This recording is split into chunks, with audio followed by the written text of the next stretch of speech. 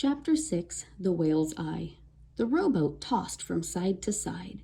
The waves were huge. Salty spray stung Jack's eyes. He felt seasick. "Hold her steady," shouted Captain Bones. He pointed at the sea. "Or we'll be meat for those evil brutes." Dark fins cut through the water. Sharks! One zoomed right by the boat. Jack could have reached out and touched it. He shuddered. Soon the rowboat pulled alongside the ship. The air was filled with wild fiddle music and bagpipes playing, and Jack heard jeers, shouts, and ugly laughter. "Hoist 'em aboard!" Captain Bones shouted to his men. Annie and Jack were hauled onto the deck. The ship creaked and moaned. It rolled from side to side. Ropes flapped and snapped in the wild wind. Everywhere they looked, Jack and Annie saw pirates. Some were dancing, some were drinking, many were fighting with swords or with their fists. "Lock 'em in my cabin," Captain Bones ordered.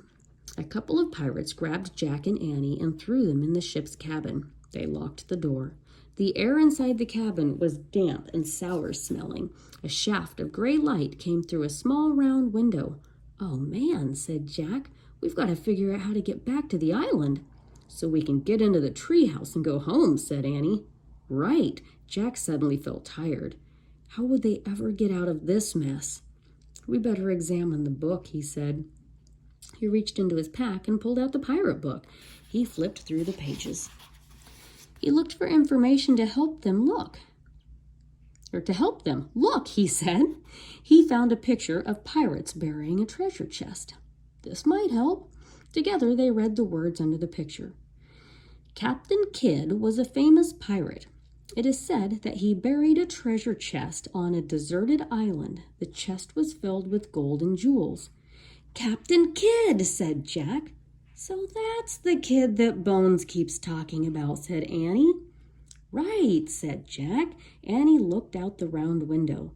"And Captain Kidd's treasure is buried somewhere on the island," she said.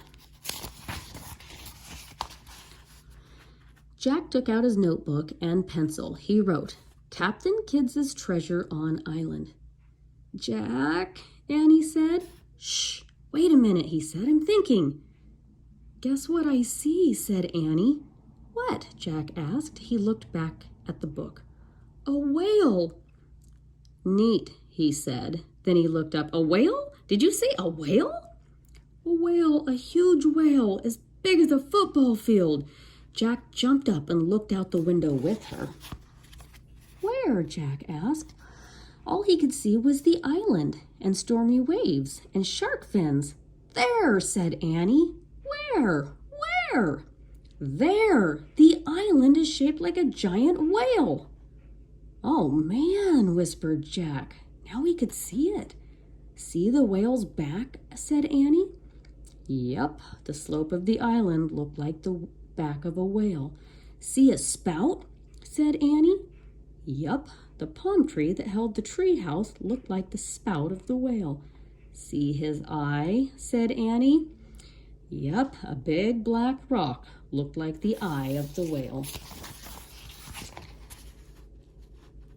"The gold doth lie beneath the whale's eye," whispered Jack. Wow. And next, chapter 7.